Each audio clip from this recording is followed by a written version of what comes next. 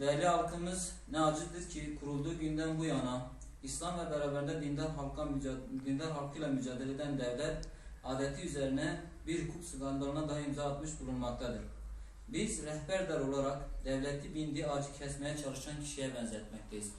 Toplumun giderek ahlaksızlaşması, adaletsiz gelir dağılımı sonucu olarak çoğalan fakirlik ve maneviyat olarak çökmüş bir toplumu ıslah etmeye çalışan Mustazafter gibi bir hayır kurumunu bu denli hukuksuzca bir karar ile kapatılması, devlet acaba ne yapmaya çalışıyor diye sorusu aklımıza getirmeden edemiyoruz.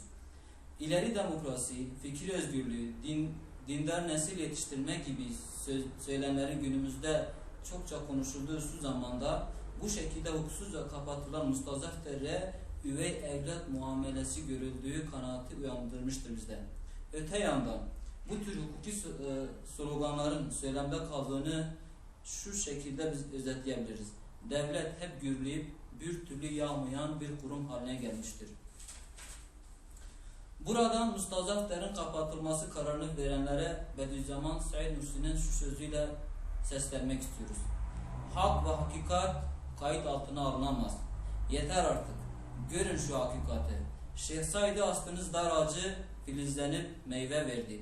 Bediüzzaman'ın bedeni çürüttüğü hücreler medrese oldu. Görün ki daha fazla toplumu şah damarlarını kesmeyin. Elinizdeki neşter ile toplumun şah damarlarını kesmeyin.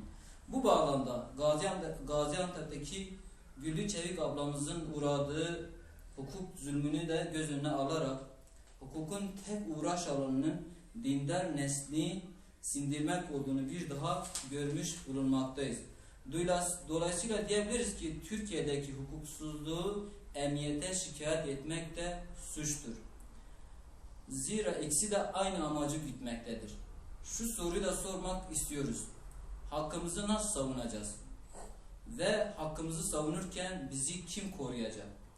Son olarak şunu söylüyoruz.